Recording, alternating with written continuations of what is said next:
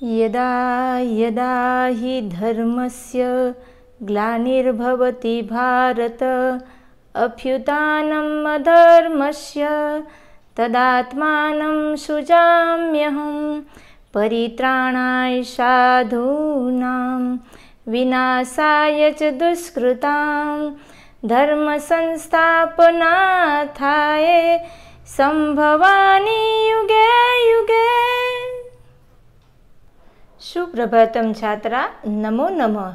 आज हम standard 10th lesson number हमारा है 13 गीता अमृतम, नेक्टर ऑफ गीता।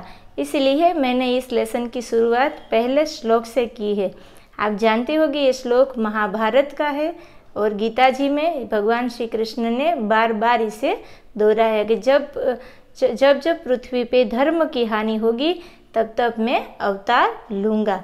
यहाँ पे हम थोड़ा श्रीमद् भागवत के ऊपर ही श्लोक पढ़ेंगे। पहले हम थोड़ा इंट्रोडक्शन ले लेते हैं कि Shrimad Bhagavad Gita is the portion occurring in the Bhishma Parva of the Mahabharat. वैसे भी महाभारत में 18 पर्व है, 18 अध्याय है, 700 उसमें श्लोक है। And great battle was fought between Kaurava and Pandavas on the battle field of Kurukshetra. आप जानते हो ये कौरव और पांडवों के बीच में हुआ बहुत बड़ा युद्ध था जो कुरुक्षेत्र के मैदान में हुआ था। On seeing is a kinsman and friends standing in opposite party Arjun become emotional and feels dejected. He give up the idea of fighting, being afraid of the conclusion of war. जब युद्ध की शुरुआत होती है तो सामने पार्टी में अर्जुन अपने सगा संबंधियों, अपने मित्रों, अपने भीष्म पिता, अपने गुरुजनों, इन सब को देखकर थोड़ी देर के लिए वो विचल जाता है और सोचता है कि मैं इन सबको इस सामने युद्ध कैसे करूं, इन सबको कैसे मारूंगा। ऐसा सोचकर वो कायरता भरी वाणी में कहता है कि हे अर्जुन, हे कृष्ण, मैं यहाँ पे युद्ध नहीं कर सकता। तभी उसी समय जो लॉर्ड कृष्णा उसके चैरियटर बने हुए हैं वो उसे समझाते हैं कि हे अर्जुन, तुम्हें तो युद्ध करना ही चाहते, तुम क्या जानो what is should and what not should be. तुम क्या जानो कैसे ये कर्म होता है, तुम्हें तो युद्ध करना ही है। इस तरह से उसके समझाते हुए तत्व ज्ञान उसे देते हैं। तो यहाँ पर ये उस भगवत गीता में से 18 चैप्टर में से 700 श्लोक है, तो वो तो यहाँ पे नहीं ले सकते, लेकिन कुछ चुने हुए श्लोक यहाँ पे लिए है। उसमें से 8 श्लोक या 7 श्लोक यहाँ पे लिए। तो फर्स्ट श्लोक हमारा है कि न जायते म्रियते वा कदापि ज्ञानम भूत्वा भविता वा न भूयः अजो नित्य शाश्वतो अयम पुराणो न हन्यते हन्यमाने शरीरे। ये श्लोक 2nd अध्याय में से 20 नंबर का श्लोक लिया गया है। कहा गया, भगवान कहते हैं कि हमारी आत्मा, हमारी जो सोल है वो कभी जन्म नहीं लेती और ना कभी मरती, ना उसका कभी बोर्न होता है और ना कभी वो डाई होती है। ये फिर होती है भी सही और नहीं भी है, और ये तो हमेशा सनातन पुराण अजन्मा और सदा रहनारी है। हमारा शरीर नाश होता है लेकिन आत्मा कभी भी नाश होती नहीं, वो तो अजर अमर है। इसका ट्रांसलेशन करेंगे कि this soul is not born nor does it die at any time, कभी भी नहीं मरती। Having once been does this soul never ceases to be. This soul is the unborn eternal, ever exciting, undying and the primeval. This is not slain when the body is slain. जब हमारी body slain होती है तब आत्मा slain होती नहीं। 2nd श्लोक हमारा है कि जातस्य ही ध्रुवो मृत्यु ध्रुव जन्म मृत्यु तस्मात् परिहारार्थे न त्वं शोचित अर्हसि।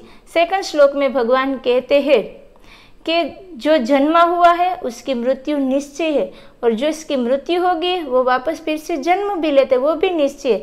इन चीज़ को तुम टाल नहीं सकते। उस बाबत में हे अर्जुन तुम क्यों शोक करते हो। ये श्लोक भी हमारा 2nd चैप्टर में से 27 नंबर का लिया गया है।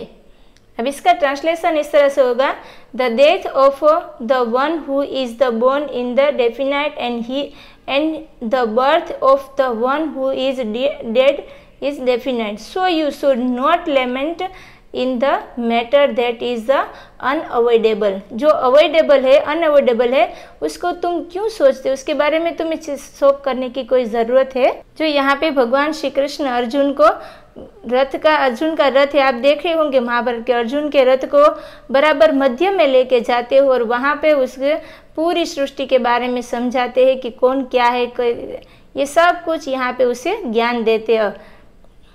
उसके बाद 3rd नंबर का श्लोक तो हमने बार बार कई बार सुना है, कर्मण्येवाधिकारस्ते मा फलेषु कदाचन मा कर्म फल हेतु भू माते संगोस्त्वम कर्मणि। ये 3rd नंबर का हमारा श्लोक है, वो भी 2nd चैप्टर में से 39 नंबर का श्लोक यहाँ पे लिखा है ऐसा। तो यहाँ पे भगवान कहते हैं कि तुम सिर्फ अपना कर्म करो, कर्म करना तुम्हारा अधिकार है, फल की बाबत में तुम्हें कोई चिंता करने की ज़रूरत है। तुम कर्म के फल की चिंता क्यों करते हो, इसकी इच्छा रखनी नहीं चाहिए। कर्म करने में ही तुम्हारी शक्ति होनी चाहिए, कर्म न करने में तुम्हारी आसक्ति होनी चाहिए नहीं। और इसका इंग्लिश इस तरह से होगा कि you have a right only in action, never have you right in the fruit और result. Do not be desirous of the fruit of action, may you not be fond of inaction or idleness। इसके बाद 4th श्लोक हमारे कि श्रद्धावान लभते ज्ञानम तत्परः संयतेन्द्रियः ज्ञानम लब्ध्वा परम शांतिम अचिरणाम अचिरणा अधिगच्छति। ये भी हमारा श्लोक है, वो 4th चैप्टर में से 39 नंबर का श्लोक लिया। यहाँ पर भगवान श्री कृष्ण कहते हैं कि सावधान हो जाओ और तुम्हारी इंद्रियों को अपने काबू में रखोगे तो तुम श्रद्धा से ज्ञान प्राप्त करोगे और ज्ञान प्राप्त करके तुम्हें थोड़े ही समय में परम शांति को पा सकते हो। इसका ट्रांसलेशन इस तरह से होगा कि he who has faith attains knowledge whose sense organ are control, अपने पूरे सेंस ऑर्गन को अगर कंट्रोल में रखेंगे तो ही तुम्हें परम शांति प्राप्त होगी। who is the diligent attain knowledge and in no time achieve highest kind of the tranquility का मतलब होगा परम शांति, तो ही उसे हाईएस्ट मतलब परम शांति उसके प्राप्त होगी। 5th नंबर का श्लोक हमारा है कि चतुर्विद्या भजन्ते मा जनाः सुकृतिन अर्जुन आर्तो जिज्ञासु अर्थथि ज्ञानी च भरत शर्भः। 5 नंबर का हमारा श्लोक है, वो 7 चैप्टर में से 16 नंबर का यहाँ पे दिया कि 7.60 मतलब 7 चैप्टर में से 16 नंबर का है। यहाँ पे भगवान श्री कृष्ण अर्जुन को कहते कि हे भरत वंश के श्रेष्ठ अर्जुन, जो पीड़ाओं से युक्त है, जो जिज्ञासु है, जो संसार के पदार्थों को पाने की इच्छा रखते हैं और जो ज्ञानी है, ऐसे 4 पुण्यशाली लोग मुझे सदैव भजते रहते हैं। उसका ट्रांसलेशन इस तरह से होगा, O Arjun, the best among those who are the born in the dynasty of Bharat, four types of righteous worship me, the distressed having desire for knowledge, desirous of the worldly object, and the one who has the attained knowledge। ये 4 प्रकार के लोग हैं, वो सदैव मुझे भजते रहते हैं। 6 श्लोक हमारा है कि यस्मानो द्विजते लोको लोकानो द्विजते च यः हर्षमर्ष भयो द्वेगे ही मुक्त यह सच में प्रिय। 6 श्लोक में भगवान कहते हैं कि जिसके द्वारा